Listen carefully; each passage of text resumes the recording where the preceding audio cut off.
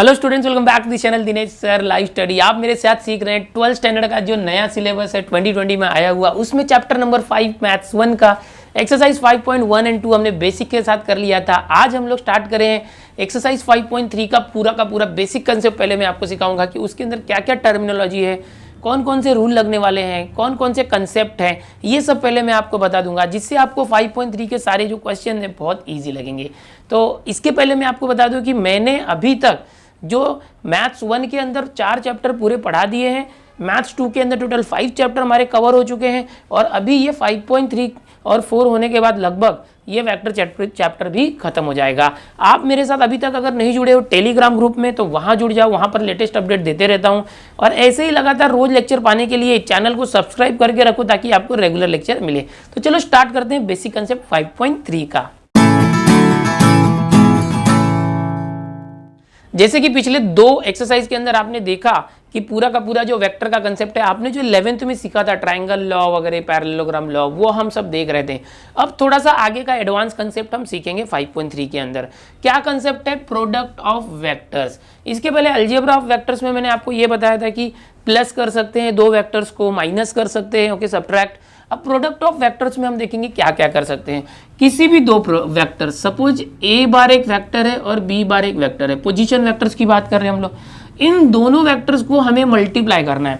तो 2 तरीके से मल्टीप्लाई कर सकते हैं। इसको हम बोलते हैं scalar product and vector product.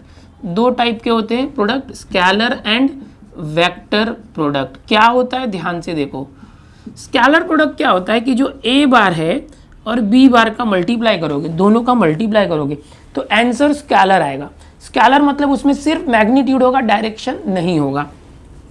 यहाँ पर वेक्टर प्रोडक्ट में अगर आप ए बार और बी बार दोनों को मल्टीप्लाई करोगे तो इसका जो आंसर आएगा वो एक वेक्टर आएगा। वेक्टर का मतलब उसके अंदर डायरेक्शन भी होगा, मैग्नीट्यूड भी होगा, इसलिए उसको हम वेक्टर प्रोडक्ट बोलते हैं। ये जो स्केलर प्रोडक्ट होता है, इसमें दोनों वेक्टर के बीच में डॉट इस तरह से दिखाते हैं। ये जो वेक्टर प्रोडक्ट होता है, इसके अंदर हम दोनों वेक्टर के बीच में क्रॉस इस तरह से दिखाते हैं, इसलिए स्केलर प्रोडक्ट को हम डॉट प्रोडक्ट भी बोलते हैं, dot product, and vector product को हम क्रॉस प्रोडक्ट भी बोलते हैं। Okay, so this is what cross product. तो ये जो कुछ कंसेप्ट होता है, 2 वेक्टर को मल्टीप्लाई किया डॉट, तो ये डॉट प्रोडक्ट हो गया, also known as scalar product. 2 vectors को मल्टीप्लाई किया विथ क्रॉस, तो ये क्रॉस प्रोडक्ट हो गया, दैट इज वेक्टर प्रोडक्ट। ये स्केलर होता है, ये वेक्टर होता है, इसका आंसर वेक्टर होता है, इसका आंसर स्केलर होता है। आंसर स्केलर होना मतलब ओनली मैग्नीट्यूड आएगा, वैल्यू आएगा, डायरेक्शन नहीं आएगा। इसका आंसर वेक्टर होता है, इसका मतलब उसमें मैग्नीट्यूड यानी वैल्यू भी आएगा और डायरेक्शन भी आएगा, याद रखना है। अब इन दोनों के बारे में आपने 11th स्टैंडर्ड के फिजिक्स में देखा हुआ है वेक्टर चैप्टर के अंदर। थोड़ा सा बेसिक मैं आपको बता देता हूँ। कोई भी 2 वेक्टर्स होंगे तो उसका डॉट प्रोडक्ट और उसका क्रॉस प्रोडक्ट निकालने के लिए फॉर्मूला होता है। इन दोनों का मैग्नीट्यूड, ए बार का magnitude into b bar magnitude into cos theta, तो ये फॉर्मूला होता है डॉट प्रोडक्ट का। ध्यान से देखना। क्रॉस प्रोडक्ट में क्या होता है, A bar cross B bar क्या होता है, ए बार का मैग्नीट्यूड वैसे ही बी बार का मैग्नीट्यूड, और इन दोनों के बीच में जो एंगल थीटा है, थीटा क्या है, इन दोनों के बीच का एंगल, 2 वेक्टर के इन दोनों के बीच में जो एंगल थीटा है उसका sine, along with a vector, unit vector which is perpendicular to these 2 vectors. इन दोनों वेक्टर के ऊपर परपेंडिकुलर एक वेक्टर, यूनिट वेक्टर आ जाएगा एन कैप। ओके, अब ये देखो A bar cross B bar है, इसका जो आंसर आया that is in vector form, vector form में आया, सो ये वेक्टर प्रोडक्ट है। ये जो ए बार डॉट बी बार है, इसका जो आंसर आया ये मैग्नीट्यूड है, कोई वेक्टर नहीं है, तो ये स्केलर प्रोडक्ट है, डॉट प्रोडक्ट। इस तरह से होता है। अभी ये जो ए बार क्रॉस बी बार है, इसका अगर मुझे मैग्नीट्यूड निकालना है इस तरह से, सो ये मैग्नीट्यूड इस तरह से निकालेंगे, ए bar B bar sine theta, और ये एन कैप है वो हम नहीं लेंगे। तो ये मैग्नीट्यूड निकालने के लिए क्रॉस प्रोडक्ट का इस तरह से होगा, ये मैग्नीट्यूड आ गया और डॉट एन कैप किया तो वो वेक्टर आ गया। ओके, डायरेक्शन के साथ। यहाँ पर तो ये मैग्नीट्यूड ही है, ओके, इसमें डायरेक्शन था नहीं। तो ये बेसिक कंसेप्ट हुआ। Product of any 2 vectors A bar and B bar can be denoted by scalar product और vector product. Scalar product is also called as dot product, vector product is known as cross product. इस तरह से इसको symbol होता है dot और cross का, इसका ये फॉर्मूला होता है। यहाँ पर ये जो वेक्टर ए बार है, इसको मैग्नीट्यूड मतलब इस तरह से लिखा जाता है, बी बार का मैग्नीट्यूड इस तरह से। ये 11th में आपने सीखा था, नहीं भी सीखा होगा तो कोई प्रॉब्लम नहीं। थीटा जो होता है वो इन दोनों के बीच का एंगल होता है, दोनों वेक्टर के। डॉट प्रोडक्ट होगा तो कॉस थीटा आता है, याद रखो। एंड साइन क्रॉस होगा तो साइन थीटा आता है। तो ये बेसिक कंसेप्ट हो गया प्रोडक्ट ऑफ वेक्टर्स का। अब हम लोग 5.3 करेंगे। 5.3 के अंदर ओनली स्केलर प्रोडक्ट होने वाला है। 5.3 एक्सरसाइज के अंदर, 5.3 के अंदर वेक्टर प्रोडक्ट है वो आगे के एक्सरसाइज में आएगा 5.4 के अंदर। तो अभी हम लोग 5.3 के लिए बेसिक देख रहे हैं। तो 5.3 का स्केलर प्रोडक्ट के अंदर इनकी कितनी प्रॉपर्टीज होगी वो सारी चीजें बताने वाला हूँ, ओके। और जब वेक्टर प्रोडक्ट बताऊंगा 5.4 तब इनकी प्रॉपर्टीज बताऊंगा। बट इतना बेसिक आपको याद रखना है, यहाँ से कॉपी कर लो। चलो आगे देखते हैं। अगला जो टॉपिक है, angle between any two vectors. Suppose we have two vectors A bar and B bar. ये ए बार है समझ लो, और ये दूसरा वेक्टर है बी बार। दोनों वेक्टर एक ही पॉइंट से स्टार्ट हो रहे, को इनिशियल वेक्टर से, ओके। सो इनके बीच में एक एंगल ट्रेस होता है जिसको बोलते हैं थीटा। अभी आपने dot product and cross product में जो थीटा देखा था वो इस तरह से किसी भी दो वेक्टर के बीच में एंगल होता है। अगर समझो कि ये दोनों वेक्टर कोलिनियर है, क्या बोला मैंने, कोलिनियर। कोलिनियर मतलब एक ही लाइन में, और कोलिनियर में भी सेम डायरेक्शन है, दोनों का डायरेक्शन सेम है। या तो क्या हो सकता है, अपोजिट डायरेक्शन हो सकता है। अगर डायरेक्शन अपोजिट है तो इन दैट केस ये समझो ए बार है, this is a bar. B bar और ए बार कोलिनियर मतलब एक ही डायरेक्शन में है, एक ही डायरेक्शन में है। तो इन दोनों के बीच में जो एंगल थीटा होगा दैट विल बी 0 डिग्री। लेकिन समझो अपोजिट डायरेक्शन में, ये ए बार है, कोलिनियर है बी बार को, यहीं से स्टार्ट हो रहा है बट अपोजिट डायरेक्शन में बी बार। सो क्या होगा, यहाँ पर भी ए बार बी बार था, ये भी ए बार, अपोजिट डायरेक्शन में एंगल जो होगा 180 डिग्री होगा, दैट इज पाई। रेडियन में पाई, डिग्री में 180 डिग्री, ओके। अगर कोई दो वेक्टर परपेंडिकुलर है इस तरह से, समझो इस तरह से है, एक वेक्टर ये है ए बार, दूसरा वेक्टर इस तरह से है, दिस इज बी बार, ये 90 डिग्री है। So theta will be 90 degree. हम बोलेंगे ए बार परपेंडिकुलर बी बार, दो वेक्टर एक दूसरे पे परपेंडिकुलर होगा। इस तरह से किसी भी दो वेक्टर के बीच में एंगल्स होते हैं, ये एंगल का कंसेप्ट है। आगे देखते हैं डॉट प्रोडक्ट यानी स्केलर प्रोडक्ट के क्या क्या प्रॉपर्टीज होती है। आओ स्केलर प्रोडक्ट की कुछ प्रॉपर्टी देखते हैं। सबसे पहले देखेंगे अगर ए बार या तो बी बार कोई एक जीरो है। इसके पहले देखो डॉट प्रोडक्ट आपने क्या सीखा, ए बार डॉट बी बार क्या होता है, A bar magnitude B bar magnitude into cos theta.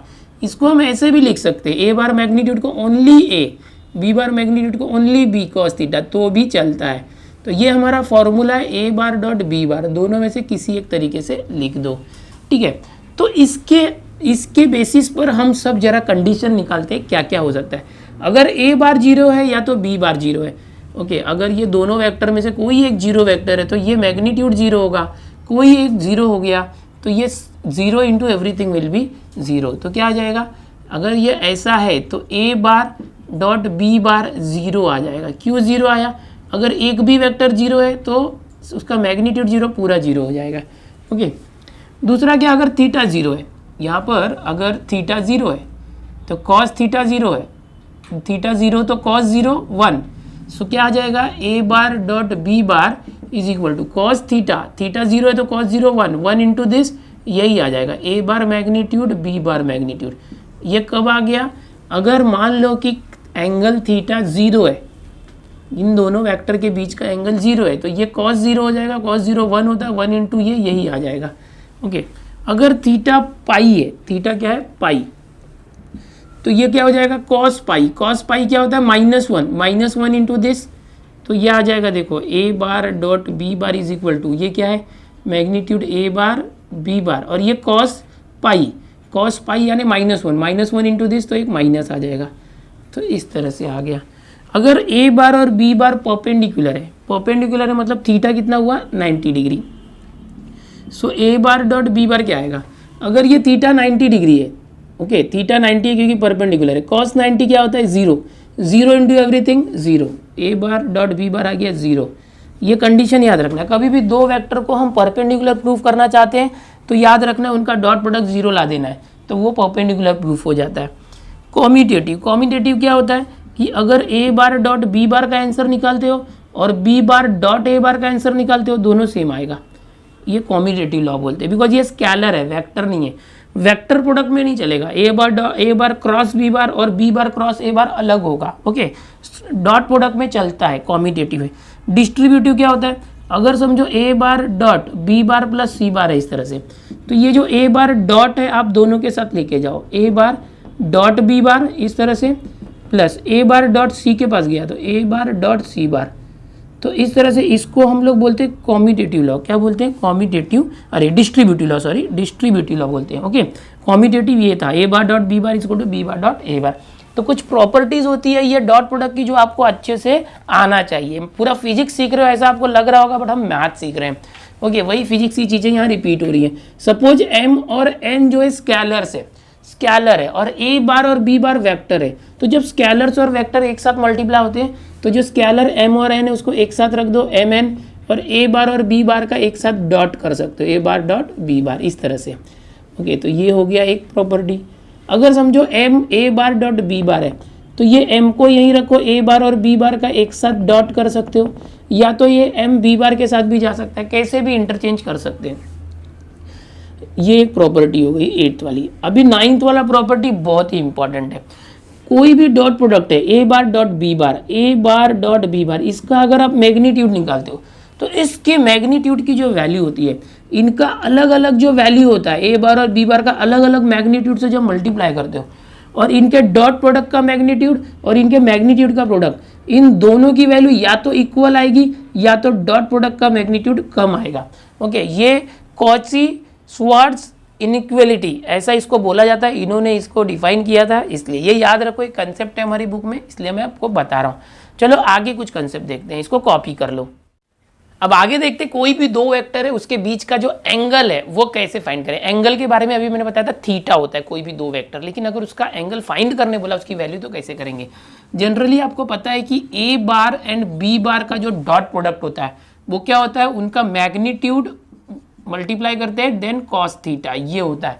तो यहाँ से अगर थीटा की वैल्यू फाइंड करनी है तो हम करेंगे कॉस थीटा, ये दोनों जो यहाँ आके डिवाइड हो जाएगा इसके नीचे ए बार डॉट बी बार, इन दोनों के नीचे ये मैग्नीट्यूड आ गया इस तरह से, मॉड ए बार मॉड बी बार, ये दोनों की मैग्नीट्यूड का मल्टीप्लाई। तो ये आपको मिल गया कॉस थीटा के लिए फॉर्मूला।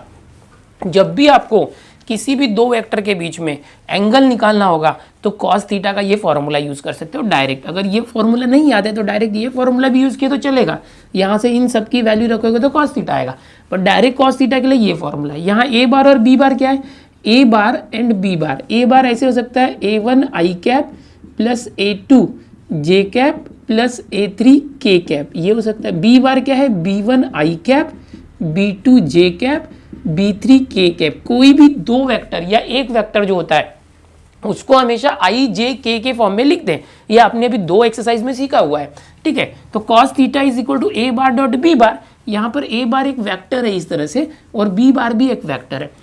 अब देखो इसके अंदर कंडीशन कि अगर ये जो थीटा है उसकी वैल्यू 0 से ग्रेटर है और 90 से कम है, या तो ये जो थीटा है इसकी वैल्यू 90 है, या तो ये जो थीटा है इसकी वैल्यू 90 से ज़्यादा है और 3π/2 से कम है, पाई से कम है, समझो पाई से कम है यहाँ पर। यानी क्या कि यहाँ पर देखो अगर कोई एक इस तरह से हम सिस्टम समझते 0 90 this is 180 and this is 3π/2 and this is 2π। ऐसे में क्या होता है कि 0 और 90 इनके बीच में ये फर्स्ट क्वाड्रेंट है। अगर हमारा थीटा यहाँ 0 से 90 के बीच में कहीं भी होगा, 0 से 90 के बीच में, तो ये जो कॉस थीटा की वैल्यू है कॉस थीटा, यानी कि ये जो है A bar dot B bar upon magnitude A bar B bar, ये जो है हमेशा क्या होगा, इसको थोड़ा छोटा करते हैं यहाँ पर 3π/2, इसकी वैल्यू जो है 0 से ग्रेटर होगी।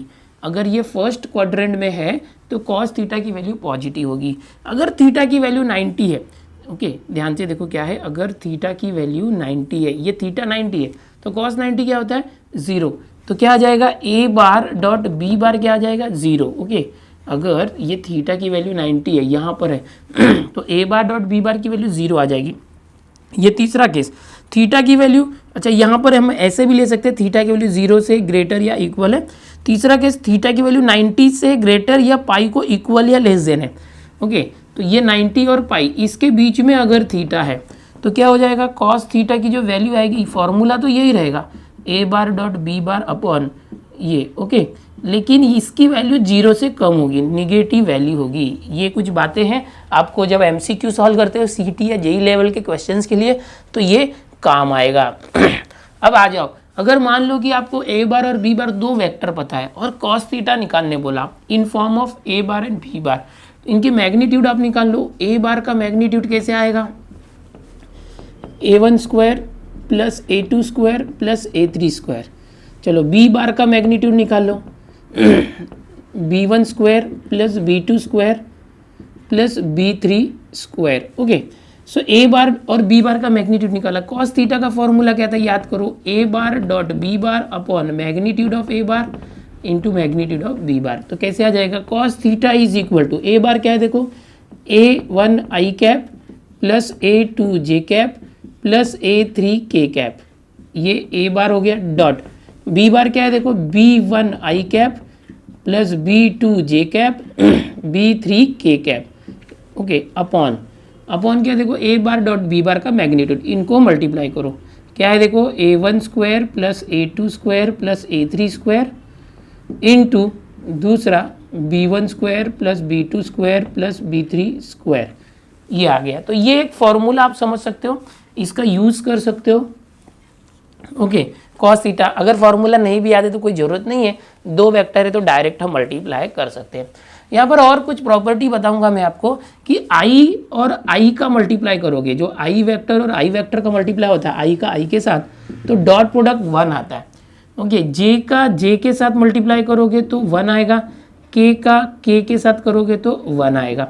क्यों ऐसा 1 आ रहा है, क्योंकि ये जो आई और आई सेम वेक्टर है, दोनों अलॉन्ग एक्स एक्सिस होता है, ये जो एक्स एक्सिस है इसके अलॉन्ग वेक्टर आई होता है, तो आई के साथ आई का मल्टीप्लाई करोगे तो देखो यहाँ पर आई डॉट आई, तो क्या आ जाएगा, आई मैग्नीट्यूड, आई का मैग्नीट्यूड और इंटू कॉस थीटा, ये आएगा।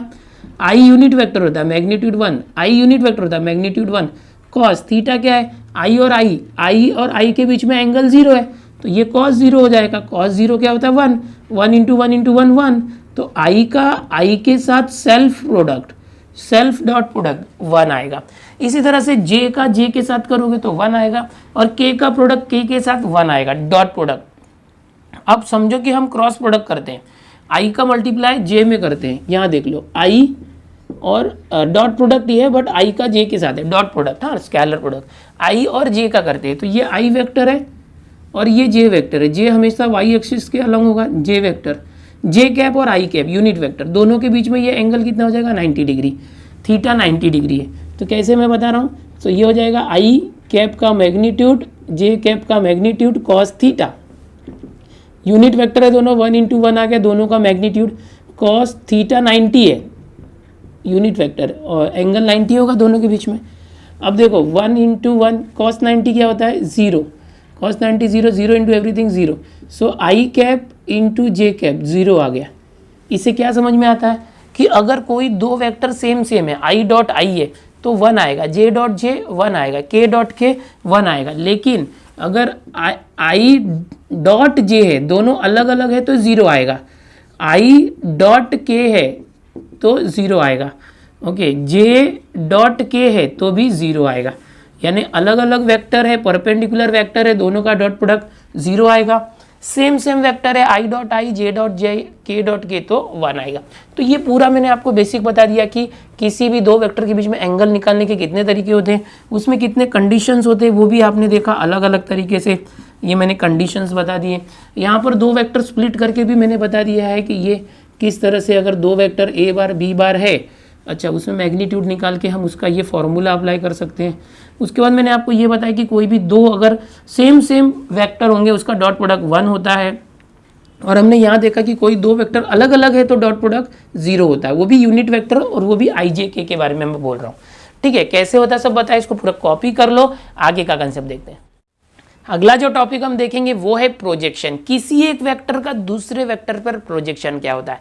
अब प्रोजेक्शन वर्ड हो सकता है आपके लिए नया हो, लेकिन प्रोजेक्शन को ऐसे आप समझ सकते हो कि शैडो। सपोज देखो मैं यहाँ पर खड़ा हूँ, ओके और यहाँ पर हल्का सा मेरा शेडो आपको दिख रहा है क्योंकि यहाँ से मेरी लाइट आ रही है, यहाँ पर भी आपको लाइट का शेडो लाइट दिख रही है इमेज, ये लाइट जो मेरे ऊपर पड़ रही है तो उसका आपको यहाँ पर शेडो दिख रहा है। ओके अगर स्ट्रॉन्ग लाइट आएगी तो स्ट्रॉन्ग शेडो दिखेगा, बहुत ही ज़्यादा शेडो दिखेगा। तो ये क्या हुआ, मेरा प्रोजेक्शन है। आप शेडो को, मेरी जो परछाई है उसको प्रोजेक्शन समझ सकते हो, ठीक है। अब किसी एक वेक्टर का दूसरे वेक्टर पर प्रोजेक्शन मतलब क्या, सपोज यहाँ पर एक वेक्टर है, सपोज मैं लेता हूँ P Q, this is a vector. एक दूसरा वेक्टर मैं कंसिडर करता हूँ, ये है पी आर, दोनों दो अलग अलग वेक्टर है। ये जो पी क्यू है, अगर समझो यहाँ से सनलाइट आ रही है तो सनलाइट आने की वजह से क्या होगा, इस वेक्टर के ऊपर सनलाइट आएगी, सनलाइट आने से इसका शैडो इसके ऊपर बनेगा। सपोज यहाँ से मैं 90 डिग्री का परपेंडिकुलर बनाता हूँ, समझो पी क्यू और ये समझो एस है, ठीक है। तो यहाँ से लाइट आने की वजह से समझो एकदम सर के ऊपर ही है, परपेंडिकुलर है, लाइट कहाँ से आ रहा है, एकदम सीधा आ रहा है, तो इसका शैडो यहाँ बनेगा। तो ये जो वेक्टर था पी क्यू, इसका जो शैडो है इस पी आर वेक्टर के ऊपर बन गया, वो भी पी एस, समझ में आया। सपोज इस वेक्टर का नाम मैं देता हूँ बी बार, ये जो एंगल है वो थीटा, मुझे क्या बोला जाएगा, projection of B bar. Suppose ये बी बार और ये समझो पी आर है ना, उसका नाम है ए बार, ये जो वेक्टर का नाम मैंने ए बार दिया, समझो यहाँ पर projection of B bar on A bar, यानी जो बी बार है उसका ए बार, यहाँ से लेके ये जो पूरा वेक्टर है ए बार, इस बी बार का ए बार के ऊपर प्रोजेक्शन कितना होगा, ये बी बार का ये जो प्रोजेक्शन है इसको आप कॉस थीटा से समझो, कॉस थीटा, इसका कॉस निकालोगे तो क्या आएगा, एडजेसेंट, यानी ये जो पी एस है उसको मैग्नीट्यूड फॉर्म में रखते हैं, पी एस का मैग्नीट्यूड अपॉन ये जो हाइपोटेनिस है 90 है ना, कॉस थीटा क्या होता है, एडजेसेंट अपॉन हाइपोटेनिस, हाइपोटेनिस क्या है p q, okay p q, इस तरह से cos theta is equal to p s magnitude is equal to p q bar क्या है, पी क्यू क्या है, बी बार का मैग्नीट्यूड। अब ये बी बार यहाँ आएगा तो पी एस क्या आ गया, ये बी बार आया तो बी बार कॉस थीटा, तो ये क्या आ गया देखो बी बार कॉस थीटा, और ये बी बार भी मैग्नीट्यूड फॉर्म है। अच्छा इसका लेंथ जब लोगे तो ओनली मैग्नीट्यूड, सो बी बार का प्रोजेक्शन पी एस क्या है, पी एस का मैग्नीट्यूड ये है बी बार का प्रोजेक्शन, ये जो बी बार है उसका प्रोजेक्शन ये है, उसका शैडो ये है। अब पी एस का मैग्नीट्यूड क्या है, बी बार, अच्छा यहाँ पर मैं ये मैग्नीट्यूड लेना, मैग्नीट्यूड ये इधर गया तो मैग्नीट्यूड, पी एस का मैग्नीट्यूड क्या है, बी बार कॉस थीटा। थोड़ा फॉर्मूला बनाने के लिए मैं क्या करता हूँ, मैं फॉर्मूला बना रहा हूँ, एग्जैक्ट फॉर्मूला आया नहीं है। B bar cos theta upon, मैं क्या करता हूँ, ए बार मैग्नीट्यूड से ऊपर नीचे मल्टीप्लाई करता हूँ, ये दोनों सेम है, कैंसिल होकर वही आ जाएगा। ऐसा करने से फायदा क्या होगा, ये देखो ये फॉर्मूला आ गया किसका, ए बार डॉट बी बार का ये फॉर्मूला आ गया, अपॉन क्या है ए बार, ये क्या आया, projection of B bar on A bar, समझे क्या आया, A bar dot B bar upon A bar का मैग्नीट्यूड। अब आपको ये फॉर्मूला याद रखना है, सिर्फ ये फॉर्मूला याद रखना है। ये आपको एक सम आएगा कि किसी एक वेक्टर का दूसरे वेक्टर के ऊपर प्रोजेक्शन निकालो, उसकी शैडो निकालो, तो projection of B bar on A bar, तो ये जो B bar on A bar है, जो ऑन ए बार है ना वो डिनोमिनेटर में आएगा उसका मैग्नीट्यूड, याद रखना। Okay b bar on A bar denominator में आएगा, और यहाँ पर ये दोनों जो ए बार और बी बार है उसका डॉट प्रोडक्ट ऊपर आ जाएगा, आगे पीछे कर सकते हो बी बार डॉट ए बार या ए बार डॉट बी बार चलेगा, बट डिनोमिनेटर में क्या आएगा, जो लास्ट में है ना वो आएगा B bar on A bar. अगर समझो यही ऐसे बोलेगा कि projection of A bar on B bar, तो क्या होगा, ऊपर वही रखोगे ए बार डॉट बी बार, इन दोनों का डॉट प्रोडक्ट अपॉन ऑन क्या है बी बार ना, तो नीचे बी बार का मैग्नीट्यूड आएगा। Formula as according to this will change. Okay अच्छा आपको टेक्स्ट बुक में क्वेश्चन कैसा आएगा कि ए बार और बी बार दिया हुआ, ए बार और बी बार की वैल्यू दिए और बोलेगा projection of B bar on A bar निकालो, तो आप ये फॉर्मूला यूज़ करना। बोलेगा projection of A bar on B bar निकालो, तो ये फॉर्मूला। आप बोलोगे ये सब क्यों बताया, अरे समझने के लिए बताया, फॉर्मूला आया कहाँ से, ये फॉर्मूला यहाँ से डिराइव हुआ है, जितना भी मैंने बताया ये बेसिक्स है, इस बेसिक्स से ये फॉर्मूला डिराइव हुआ। अच्छा इसके अंदर क्या होगा, ये डॉट प्रोडक्ट है, डॉट प्रोडक्ट मतलब ये स्केलर वैल्यू है, मैग्नीट्यूड है, और इसके नीचे भी मैग्नीट्यूड है, ये पूरा मैग्नीट्यूड है, तो ये पूरा स्केलर हुआ, तो ये पूरा स्केलर है, तो इसको हम बोलेंगे स्केलर प्रोजेक्शन। क्या बोलेंगे, स्केलर प्रोजेक्शन। ओके सपोज यही चीजें अगर वेक्टर प्रोजेक्शन के लिए बोली जाए, vector projection of B bar on A bar, तो क्या हो जाएगा, यही चीज जो चेंज हो जाएगी, क्या है, A bar dot B bar upon क्या है, ए बार मैग्नीट्यूड है, ओके अगर वेक्टर प्रोजेक्शन है तो यहाँ पर आपको पता है ना एक यूनिट वेक्टर आ जाएगा ए कैप, एक यूनिट वेक्टर हमने ले लिया, ये जो ए बार है ना उसके अलॉन्ग में एक यूनिट वेक्टर ले लिया।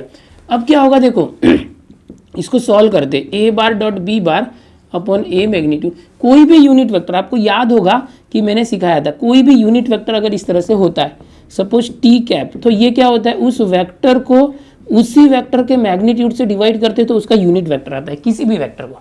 तो ये ए कैप कैसे आएगा, वेक्टर ए को अगर हम लोग उसी के मैग्नीट्यूड से डिवाइड करते हैं तो ये यूनिट वेक्टर आता है। तो इसको मैंने चेंज कर दिया इस तरीके से, क्या किया देखो A bar dot B bar into A bar upon ये, तो अब ये क्या हो जाएगा देखो A bar dot B bar और बाहर ए बार है और अपॉन में ये ए का मैग्नीट्यूड जो है उसका स्क्वायर आ गया। तो ये आ गया क्या vector projection of B bar on A bar. अगर समझो इसी को बोला जाए कि vector projection of A bar on B bar, तब क्या हो जाएगा, ये a bar dot B bar तो वही रहेगा, अभी ऑन बी बार है ना, याद रखो ऑन बी बार है तो यहाँ पर b bar upon b bar के मॉड का स्क्वायर। अगर वेक्टर प्रोजेक्शन पूछा तो, पहले ये नहीं था अभी नया आया है इस साल, स्केलर प्रोजेक्शन पहले से था, ये स्केलर प्रोजेक्शन है। तो आपको ये फॉर्मूला याद रखना है, ट्रिक याद रखना है और यहाँ पर ये फॉर्मूला याद रखना है, b bar on A bar है तो ऐसे। अच्छा अगर समझो नाम बदल के आया तो ए बार बी बार के बदले P bar and Q bar आए तो कैसे करोगे, समझो यहाँ पर बोला कि projection of P bar on Q bar, इस तरह से है स्केलर प्रोजेक्शन। तो क्या करना फॉर्मूला, इस P और Q इनका डॉट प्रोडक्ट करना। अभी ऑन क्या है देखो, ऑन Q है ना तो नीचे Q आएगा और उसका मैग्नीट्यूड, तो ये हो गया फॉर्मूला। ओके ये फॉर्मूला हो गया, जो भी प्रोजेक्शन का ये फॉर्मूला हो गया। क्या फॉर्मूला है कि अगर P बार ऑन Q बार है तो दोनों का डॉट प्रोडक्ट करो और ऑन के बाद जो है ना उसके मैग्नीट्यूड से डिवाइड करना बस। ए B bar on A bar है तो दोनों का डॉट प्रोडक्ट करो, आगे पीछे कर सकते हैं, और ऑन के बाद क्या ए बार है उसके मैग्नीट्यूड से डिवाइड करना। और अगर ए बार ऑन बी बार होगा तो ए और बी का डॉट प्रोडक्ट करो और नीचे ऑन के बाद बी बार है तो बी बार के मैग्नीट्यूड से डिवाइड करना। स्केलर प्रोजेक्शन के ऊपर बहुत सारे क्वेश्चन आएंगे। अगर वेक्टर वाला चीज हुआ तो इसी के अंदर ये याद रखना, ए बार डॉट बी बार है तो अगर ऑन ए बार है तो ए बार से मल्टीप्लाई करके नीचे जो ए बार का स्क्वायर करना है मैग्नीट्यूड का। ओके तो चलो ये पूरा प्रोजेक्शन के ऊपर होगा। यहाँ पर वेक्टर का जो 5.3 का कंसेप्ट हुआ। अब जो आगे मैं बताऊंगा, लास्ट ईयर तक 3D चैप्टर में कुछ कंसेप्ट होता था जो direction angle, direction cosines, direction ratios, वो सारे कंसेप्ट है जो मैं अभी बताने जा रहा हूँ। अभी तक 5.3 शुरू नहीं हुआ है। 5.3 के पहले ये पूरे बेसिक कंसेप्ट जो मैंने अभी तक बताए थे वो अप्लाई होने वाले। इसके बाद अब जो मैं बताने वाला हूँ वो पूरा 3D चैप्टर का कंसेप्ट है, 3 डायमेंशनल ज्योमेट्री, जो अभी निकल गया है हमारे सिलेबस से, लेकिन उसके कंसेप्ट को वेक्टर चैप्टर में मर्ज कर दिया। तो चलो आप 3D के कंसेप्ट को सीखते हैं, यहाँ से इसको कॉपी कर लो। अब एकदम ध्यान से देखना, 3 डायमेंशनल ज्योमेट्री का कंसेप्ट मैं सिखाने जा रहा हूँ, जिसके लिए मुझे लगेंगे कुछ 3 डायमेंशनल में एलिमेंट्स बताने के लिए मार्कर की हेल्प ले लेता हूँ। 3 डायमेंशनल कंसेप्ट क्या है आपको पता ही है कि 3 एक्सिस होते हैं इस तरह से, x, Y and z axis. Okay आपको यहाँ पर मैं बताना चाहूँगा कि इस तरह से आप देख सकते हो 3 एक्सिस है। ओके तीनों एक दूसरे को परपेंडिकुलर है, दिख रहा है, ये थोड़ा सा टिल्ट करके दिखाता हूँ, देखो red, green and black. We have 3 axis, all the 3 axis are perpendicular to each other, mutually perpendicular to each other. यानी कि ये रेड वाला ब्लैक वाले के साथ 90 डिग्री का एंगल कर रहा है, ब्लैक वाला ग्रीन के साथ एंड ग्रीन वाला रेड के साथ। आपको इमेजिन करना पड़ेगा इसको, बोर्ड पे ये प्लेन है बोर्ड, तो 2 डायमेंशनल डायग्राम बनाने वाला हूँ, बट आपको इस तरह से इमेजिन करना है कि 3 वेक्टर्स अलग अलग है, तीनों का डायरेक्शन अलग है। सपोज ये एक्स है तो ये वाई है तो ये जेड एक्सिस है, इस तरह से, या ये एक्स है, ये वाई, ये जेड, या ये एक्स, ये वाई, ये जेड, किस तरह से भी अगर रोटेट करते हो। So we have to consider always in 3 direction. So therefore this is called as 3 dimensional geometry, जो हम करने जा रहे हैं 3D। ओके चैप्टर निकल गया है, कंसेप्ट नहीं निकला है, कंसेप्ट है। क्या है 3 डायमेंशनल ज्योमेट्री के अंदर अगर कोई भी 3 डायमेंशन है यहाँ पर, ओके इसके अकॉर्डिंग अगर कोई एक वेक्टर ए बार है, सपोज मेरे पास एक ब्लू वेक्टर है इस तरह से, अगर ये वेक्टर ए बार है, ओके इस तरह से, तो ये जो ए बार है, ये जो वेक्टर है, मेरे पास जो मार्कर है इसको रख देता हूँ। Okay now this blue one, ये देखो ये x, Y and z. Okay ये एक वेक्टर है, ए बार है, ये वेक्टर इस एक्स, वाई और जेड के साथ जो एंगल बनाता है, क्या बनाता है, एंगल। सपोज ये है इस तरह से ए बार, तो अगर ये एक्स एक्सिस के साथ ये एंगल इस तरह से पॉजिटिव एक्स के साथ जो एंगल बनाता है, तो ये जो एंगल को हम क्या बोलेंगे, डायरेक्शन एंगल। ओके, क्या बोलेंगे, डायरेक्शन एंगल। लेकिन ये एक्स के साथ कर रहा है तो ये पॉजिटिव वाई के साथ भी तो होगा, इस वाई के साथ एंगल होगा, यहाँ पर है तो इसका एक्स के साथ एंगल होगा, वाई के साथ एंगल होगा, जेड के साथ भी एंगल बनेगा। सो इन तीनों एक्सिस के साथ कोई भी एक वेक्टर स्पेस के अंदर x Y and z axis के साथ जो एंगल बनाता है उसको हम बोलते हैं डायरेक्शन एंगल। क्या बोलते हैं उसको, डायरेक्शन एंगल। आओ मैं बताता हूँ डायरेक्शन एंगल क्या होता है, एकदम ध्यान से देखना। अब मैं बोर्ड पे यही चीज़ बताता हूँ। ये समझो एक्स एक्सिस है, ये वाई एक्सिस है और ये जेड एक्सिस है। इमेजिन करो मैंने जैसे अभी बताया था।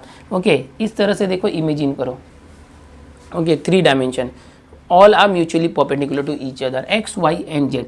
Suppose we have a vector like this A bar. तो ये जो वेक्टर ए बार है ये पॉजिटिव एक्स के साथ कुछ तो एंगल बनाएगा। ओके, तो ये जो एंगल होता है उसको अल्फा नाम देना। कोई भी जो वेक्टर स्पेस में है वो पॉजिटिव एक्स के साथ जो एंगल बनाता है उसको अल्फा बोलते हैं। यही वेक्टर इस वाई एक्सिस के साथ भी, वाई एक्सिस समझो इसको मैं पीछे ऐसे लेता हूँ, सो ये भी जो एंगल हो गया पॉजिटिव वाई के साथ। ओके, ये जो पॉजिटिव वाई के साथ यहाँ इस तरह से रहेंगे तो इसको हम बीटा बोलेंगे। So this is what, beta. And फिर जेड एक्सिस के साथ भी जो एंगल बनाएगा पॉजिटिव जेड एक्सिस के साथ तो उसको हम गामा बोलेंगे। सो बेसिकली हमारे पास 3 एंगल्स होते हैं, अल्फा, बीटा एंड गामा। एकदम ध्यान से देखो, इन तीनों एंगल को बोलते हैं डायरेक्शन एंगल्स। पूरा 3 डायमेंशनल ज्योमेट्री इनके बेसिस पर ही होता है, direction angle. Direction angle 3 angles होते हैं, अल्फा, बीटा, गामा। ये तीनों एंगल क्या होते हैं, किसी एक वेक्टर का पॉजिटिव एक्स और वाई और जेड, इन तीनों एक्सिस का जो 3 एंगल्स बनते हैं वो रिप्रेजेंट करता है। अब ये जो डायरेक्शन एंगल्स तो हो गए अल्फा, बीटा, गामा। ओके, अब इसके बाद डायरेक्शन कोसाइन की बात करते हैं। अगर इन तीनों का हम कॉस लेते हैं, cos alpha, cos beta, cos gamma. Okay, समझ में आ रहा है। ये जो अल्फा, बीटा, गामा तीनों डायरेक्शन एंगल है। अगर इन तीनों का हम कॉस लेते हैं, कॉस, तो ये हो जाता है डायरेक्शन कोसाइन। इसको शॉर्ट में बोलते हैं DCS। क्या बोलते हैं इसको, DCS। अब पूरे बुक में आपको जहां भी DCS लिखा होगा तो समझ जाना ये क्या लिखा है, direction cosines. Okay, short form में DCS। डायरेक्शन कोसाइंस मतलब क्या, ये जो एंगल्स है इनका कोसाइन, अल्फा का कोसाइन। कोसाइन को देखो, कोसाइन फुल फॉर्म होता है, इसका शॉर्ट फॉर्म कॉस होता है, कॉस। ओके, हर एक ट्रिग्नोमेट्रिक रेशियो का फुल फॉर्म अलग होता है। टेंजेंट होता है उसको शॉर्ट में टैन बोलते हैं, को टेंजेंट को कॉट बोलते हैं। ओके, तो इस तरह से ये जो अल्फा, बीटा, गामा है उसका कोसाइन मतलब cos alpha, cos beta, cos gamma. अब ध्यान से देखो, मैं कुछ करने जा रहा हूँ। कॉस अल्फा कैसे होगा, देखो यहाँ पर अगर ये कॉस अल्फा है, ओके, ये कॉस अल्फा है, ये जो एक्स एक्सिस के साथ जो यूनिट वेक्टर होता है आई कैप होता है, और ये जो ए बार है ये एक वेक्टर है। तो अगर ए बार और आई कैप इन दोनों के बीच में, दोनों का अगर मुझे डॉट प्रोडक्ट लेना है तो क्या आएगा, डॉट प्रोडक्ट अभी सीखा था, इन दोनों का magnitude into cos of theta. Theta या तो एंगल बिटवीन देम, अल्फा, इन दोनों के बीच में एंगल अल्फा। अब इसके बाद क्या होगा, देखो ये जो ए बार है इसको समझ लो A1i plus A2j plus A3k cap. Okay, इस वेक्टर को हमने रिप्रेजेंट कर दिया IJK के फॉर्म में। सो अब यहाँ से क्या हो जाएगा, देखो A bar dot I. Okay, यहाँ से पहले कॉस अल्फा की बात करते हैं। कॉस अल्फा क्या आ जाएगा, यहाँ से cos alpha is equal to ये a bar dot I cap है, ये दोनों इसके नीचे आ गए, मॉड ए बार इंटू आई कैप का मैग्नीट्यूड 1 होता है। ओके, अब देखो कॉस अल्फा क्या आ जाएगा, कॉस अल्फा ए क्या है, देखो यहाँ से A1 I cap plus A2 J cap plus A3 K cap और डॉट आई कैप ये है, और अपॉन में क्या है, ए बार का मैग्नीट्यूड इंटू 1 वही आ जाएगा। अब देखो ये डॉट आई है, डॉट आई का डॉट तीनों में होगा, आई का जो मल्टीप्लाई करोगे तीनों में करोगे तो आई वाले का आई वाले के साथ मल्टीप्लाई होगा 1 होगा, 1 इंटू A1, तो A1 इंटू 1 आ गया, आई डॉट आई 1 प्लस आई का मल्टीप्लाई जे में होगा तो 0 आ जाएगा। याद है ना, मैंने बताया था आई और आई का मल्टीप्लाई होकर 1 आता है, आई के साथ अगर जे है तो 0 आ जाएगा, और आई के साथ के है तो भी 0 आएगा, दोनों अलग अलग है और डॉट प्रोडक्ट 0 आता है। सो आई का मल्टीप्लाई जे में होगा, डॉट प्रोडक्ट 0, 0 इंटू A2 0, सो 0 प्लस A3 इंटू आई इंटू के 0, 0 इंटू A3 0, पूरा 0 आया। तो ऊपर क्या बचा, सिर्फ A1 अपॉन ए मैग्नीट्यूड, ये क्या आया, कॉस अल्फा। याद रखना है आपको। तो ये कॉस अल्फा में कुछ चीज़ें प्रूफ करके आपको बता रहा हूँ, कुछ फॉर्मूले में बता रहा हूँ आपको। आपको सिर्फ इतना याद करना है कि कॉस अल्फा जो होगा A1 अपॉन उसका मैग्नीट्यूड होगा पूरे वेक्टर ए बार का। इसी तरह से कॉस बीटा क्या आ जाएगा, कॉस बीटा क्या है, ये वाई एक्सिस के साथ हमने लिया है, जो वाई एक्सिस के साथ है तो जे आएगा, तो यहाँ पर जे के साथ क्या था देखो A2। इसी तरह से आप करोगे तो ये A2 अपॉन ए का मैग्नीट्यूड आएगा। फिर कॉस गामा क्या आ जाएगा देखो, इसी तरह से कॉस गामा मतलब जेड एक्सिस के साथ के होता है, तो के के साथ क्या है देखो A3 है, तो ये आ जाएगा A3 अपॉन ए का मैग्नीट्यूड। तो यहाँ पर आपको क्या मिल गया, कॉस अल्फा, कॉस बीटा और कॉस गामा, तीनों के लिए अलग अलग फॉर्मूले मिल गए।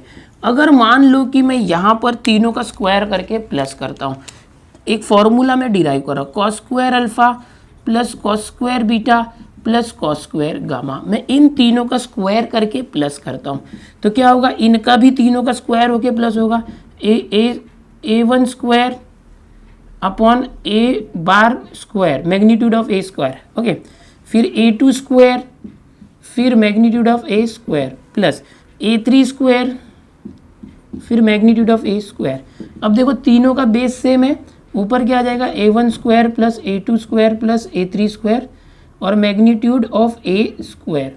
आगे बात करेंगे इसकी, ओके, ये तो समझ गए हो कि इसको हटा देता हूँ यहाँ से।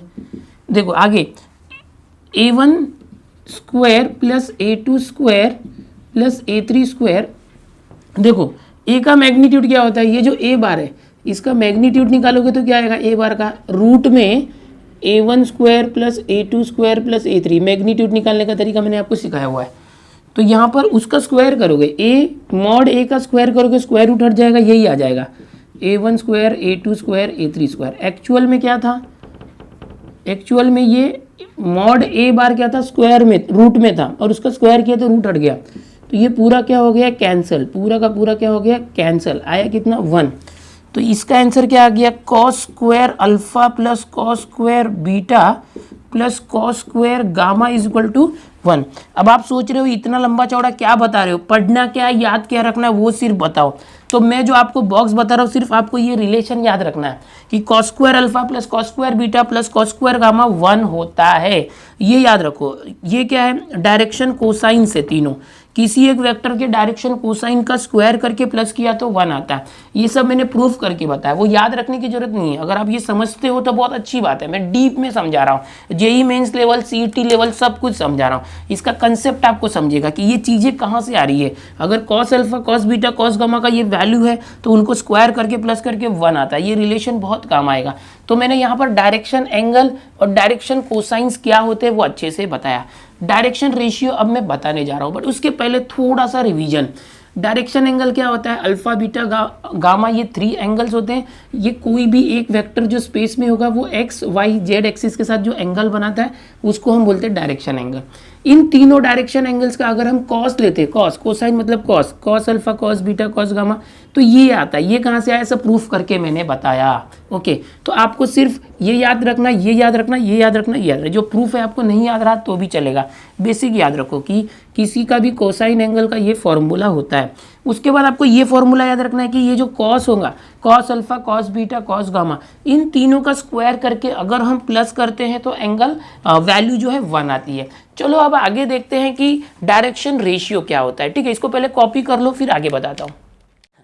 अब आगे सीखते हैं कि जो डायरेक्शन कोसाइन मैंने बताया, डायरेक्शन एंगल बताया और फिर डायरेक्शन रेशियो। डायरेक्शन कोसाइन और से ही डायरेक्शन रेशियो आएगा। कैसे आएगा ध्यान से देखो। अभी मैंने आपको डायरेक्शन कोसाइन क्या बताया, ध्यान से देखना। जैसे अल्फा बीटा और गामा होते हैं, अगर इनका हम कोसाइन लेते हैं, डायरेक्शन एंगल का हम क्या लेते हैं कोसाइन, थोड़ा सा बराबर लिखते हैं, कॉस बीटा कॉस गामा। तो इसका जो डायरेक्शन कोसाइन हम लेते हैं, ये जो डायरेक्शन कोसाइन है इसको हम नाम दे देते हैं LMN। थोड़ा समझने के लिए, अगर डायरेक्शन कोसाइन कभी आपको बोला यानी DCS डायरेक्शन कोसाइन, तो आप कॉस अल्फा बोलोगे, कॉस बीटा कॉस गामा, या तो LMN भी बोलोगे। आपने क्या सीखा अभी, cos square alpha plus cos square beta plus cos square gamma is equal to 1, ये सीखा ना अभी पिछले कंसेप्ट में। इसका मतलब हम क्या निकाल सकते हैं, LMN जो है ना L, कॉस अल्फा यानी L, तो cos alpha L square, cos beta M तो M square, cos gamma N तो N square is equal to 1। तो ये एक रिलेशन होता है जो हमने अभी सीखा हुआ था, खाली मैंने LMN अभी बता दिया, पीछे नहीं बताया था, तो अब ये याद रखो। तो ये क्या था, डायरेक्शन कोसाइन। अब डायरेक्शन रेशियो क्या होता है, ध्यान से देखो, कोई भी 3 नंबर ABC, सपोज ये 3 नंबर है, ये तीनों नंबर डायरेक्शन कोसाइन जो है LMN, इनके साथ अगर प्रोपोर्शन में है, यानी कि डायरेक्शन कोसाइन क्या है, देखो LMN, ये डायरेक्शन कोसाइन है। अगर सपोज कोई भी 3 नंबर है ABC, अगर इस L के साथ A प्रोपोर्शन में है, B है और N के साथ C है, इन तीनों का रेशियो अगर सेम है, मान लो एक कांस्टेंट हम नाम देते इस तरह से लैम्डा, ओके। तो अगर ये LMN है, इन तीनों का कोई 3 नंबर है A, B और C, इनके साथ में जो रेशियो निकाला वो प्रोपोर्शन है, यानी इक्वल है रेशियो, एंड एक कांस्टेंट आता है लैम्डा, तो हम इन तीनों को बोलते हैं डायरेक्शन रेशियोज, DRS ये नाम होता है शॉर्ट में, डायरेक्शन रेशियोज को DRS शॉर्ट में बोलते हैं, ओके। और ये ABC 3 कोई भी एक नंबर है, स्केलर नंबर है, हाँ, ये जो LMN है उसके साथ रेशियो में है। तो यहाँ से आप क्या निकाल सकते हो कि जो L है वो यहाँ पर आया तो A लैम्डा हो गया या लैम्डा A, जो M है वो क्या हो गया, B इंटू लैम्डा हो गया, जो N है वो C इंटू लैम्डा हो गया। तो ये रिलेशन हम लिख सकते हैं इस तरह से। अब आप बोलोगे कि सर ये तो L और A लैम्डा है, समझो ये लैम्डा है, मुझे लैम्डा नहीं चाहिए, या हमको बोला कि जो DCS और DRS है, ये डायरेक्शन कोसाइन और डायरेक्शन रेशियो, इनके बीच में रिलेशन निकालो। तो कैसे करेंगे, देखो ध्यान से देखो, यहाँ पर ये जो रिलेशन है इसको हम यूज़ करते हैं, L square plus M square plus N square is equal to 1। ये रिलेशन क्या था, डायरेक्शन कोसाइन जो थे cos alpha cos beta cos gamma, वो LMN हमने उनको नाम दिया था, उनके स्क्वायर को प्लस किया तो 1 होता है। अब यहाँ पर L स्क्वायर, L की जगह पर A लैम्डा रखो इस तरह से तो स्क्वायर, M की जगह पर B लैम्डा रखो स्क्वायर, N की जगह पर C लैम्डा रखो। यहाँ ABC क्या है, डायरेक्शन रेशियोज है, ABC क्या है, डायरेक्शन रेशियोज है, इसका स्क्वायर इज इक्वल टू 1। तो ये क्या आ जाएगा, A square lambda square, B square lambda square, C square lambda square is equal to 1। सबका लैम्डा स्क्वायर कॉमन ले लिया तो क्या बच गया, लैम्डा स्क्वायर कॉमन लिया तो A square plus B square plus C square is equal to 1। Lambda यहीं पर रखा, इनटू ये पूरा ब्रैकेट उस तरफ गया तो 1 upon A square plus B square plus C square आया, ओके। इस तरह से ये क्या है, लैम्डा स्क्वायर का वैल्यू आया। What is this lambda square, marker ले रहा हूँ मैं, ओके, ये लैम्डा स्क्वायर आ गया। लेकिन अगर लैम्डा निकालना है तो क्या आ जाएगा, लैम्डा यहाँ से आगे चलो, यहाँ करते हैं हम लोग ओनली लैम्डा, ये स्क्वायर इस तरफ गया तो स्क्वायर रूट, ओके, तो स्क्वायर रूट और प्लस माइनस, 1 का स्क्वायर रूट 1 और इसका स्क्वायर रूट क्या आ जाएगा, root A square plus B square plus C square, ये आ गया लैम्डा की वैल्यू, ओनली लैम्डा। अब यहाँ से देखो L की वैल्यू क्या आएगी, L की वैल्यू आ जाएगी L A इंटू लैम्डा, तो A इंटू दिस, तो plus minus A into lambda, मतलब इसका मल्टीप्लाई करोगे तो ऐसे आएगा, root A square plus B square plus C square, ये आया। फिर M क्या आ जाएगा, M ये वाला M क्या था, देखो कॉस बीटा था M, तो M क्या आएगा, B इंटू लैम्डा, तो plus minus B upon lambda A square plus B square plus C square. फिर N क्या आ जाएगा, C इंटू लैम्डा, तो देखो plus minus C into lambda. समझे कैसे आया, नहीं समझे तो फिर से देखो, A इंटू लैम्डा, L के लिए क्या करना है आपको, A में लैम्डा का मल्टीप्लाई करना है, लैम्डा का वैल्यू क्या है, ये है, दिस इज लैम्डा, ये लैम्डा आया। इसमें अगर A का मल्टीप्लाई करोगे तो क्या होगा, लैम्डा में A का मल्टीप्लाई, तो यहाँ 1 इंटू A आ जाएगा, ओके। सो L कैसे आ रहा है, लैम्डा इंटू A, तो इस लैम्डा के फॉर्मूले में A का मल्टीप्लाई किया तो L आ गया। फिर यहाँ से M कैसे आया, लैम्डा इंटू B, इस लैम्डा में B का मल्टीप्लाई किया तो ये आ गया M N। तो ये L M N, इन तीनों के लिए हमने फॉर्मूले डिराइव कर दिए। ये क्या है, relation between direction cosines and direction ratio, L और A, जो ABC के साथ L का रिलेशन है, ABC के साथ M का रिलेशन है, ABC के साथ N का रिलेशन है। ABC क्या था, डायरेक्शन रेशियो था। LMN क्या है, ये LMN मतलब डायरेक्शन कोसाइंस है।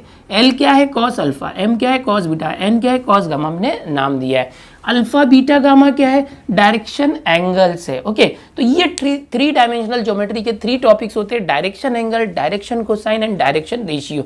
बच्चे कंफ्यूज होते हैं, बच्चों को टफ लगता है, समझ में नहीं आया, तो मैं बहुत देर से इसको आपको समझाने की कोशिश कर रहा हूँ। मैंने सारी चीजें प्रूफ करके दी है कि कौन सा रिलेशन कहाँ से आता है। फिर भी अगर आपको ईजी नहीं लगता तो रिपीट करके देख लो, आ जाएगा। 2-3 बार देखो आएगा, एक बार में आ गया तो बहुत अच्छी बात है। तो यहाँ पर ये पूरा कंसेप्ट हो चुका है 5.3 का। मुझे उम्मीद है कि आपको 5.3 का कंसेप्ट जो है अच्छे से समझ गया होगा। अब आप सोच रहे होगे कि सर ये सब क्या पका रहे हो, 5.3 पढ़ाओ, एक्सरसाइज पढ़ाओ। अरे भैया आप पढ़ेंगे, 5.3 भी करेंगे, लेकिन जब तक उसका बेसिक कंसेप्ट तुमको समझ में नहीं आएगा तो 5.3 कैसे करोगे।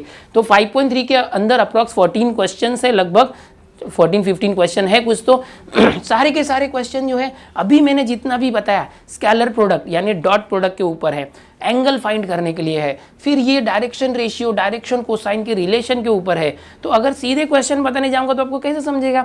अगर आपने ये वीडियो देखा होगा, आपको ये सारे कंसेप्ट समझ में आए होंगे। अब आपको 5.3 बहुत ईजी लगने वाला है। देखो यही एक हमारा बड़ा चैप्टर है वेक्टर, इसके बाद एक डिफरेंशियल इक्वेशन थोड़ा बड़ा चैप्टर है, बाकी के सारे चैप्टर बहुत ही ईजी है। प्रोबेबिलिटी डिस्ट्रीब्यूशन, बाइनोमियल डिस्ट्रीब्यूशन, इन दोनों चैप्टर में सिर्फ एक ही एक्सरसाइज है। ओके, प्रोबेबिलिटी वाले में 2 एक्सरसाइज था, तो इस साल 2020 में उसको निकाल दिया गया है, फट से हो जाएगा। एलपीपी के अंदर भी एक एक्सरसाइज डिलीट हो गया, उसमें भी शायद एक ही एक्सरसाइज करना है। तो सारे जो चैप्टर अब बचे हैं, छोटे छोटे बच्चे हैं, एक एक्सरसाइज के 2 या 3 दिन में एक चैप्टर उड़ जाएंगे। आप वेक्टर को मेरे साथ करो, ये डिफिकल्ट चैप्टर लगता है बच्चों को, बट है नहीं, समझ में आया तो है बहुत ईजी। मैं ईजी करके आपको दे रहा हूँ, डिटेल में बता रहा हूँ। टाइम लग रहा है, टाइम लगने दो, एक ही बार टाइम लगेगा, पूरे साल भर आपको पढ़ना है, रिवीजन आपका होना चाहिए। स्टूडेंट्स आपको बता दूं, यहाँ पर ये लेक्चर मैं फिनिश कर रहा हूँ। अगला जो कंसेप्ट है 5.3 मैं आपको नेक्स्ट लेक्चर में दूंगा और अच्छे से बताऊंगा, सारी चीज़ें बताऊंगा। स्टूडेंट्स आपको लगता है कि मेरी टीचिंग यूजफुल है तो चैनल को सब्सक्राइब क्यों नहीं करते हो यार, सब्सक्राइब करके रखो। वीडियो तो पसंद आता है, हर वीडियो को लाइक कर दिया करो। ओके, उससे रेटिंग बढ़ती है वीडियो की, लोगों के पास जाता है वीडियो, शेयर होता है अपने आप। और वीडियो को अपने दोस्तों में, कॉलेज के ग्रुप में शेयर जरूर किया करो, ठीक है। टेलीग्राम चैनल ज्वाइन कर लो, वहाँ पर मैं लेटेस्ट नोटिफिकेशन, वीडियो कब कब अपलोड हो रहे हैं, टेस्ट सीरीज वगैरह देता हूँ, पीडीएफ देता हूँ, तो वहाँ हम मिलेंगे टेलीग्राम चैनल पर भी। और इसके साथ साथ मेरा एक और चैनल है दिनेश सर, जहाँ पर मैं latest educational updates and information देता हूँ। उस चैनल पर भी आप सब्सक्राइब कर लो चैनल को, ताकि आपको एजुकेशन से रिलेटेड सारी इन्फॉर्मेशन मिलते रहे। चलो मिलते हैं नेक्स्ट वीडियो के साथ एक्सरसाइज 5.3 में। बाय।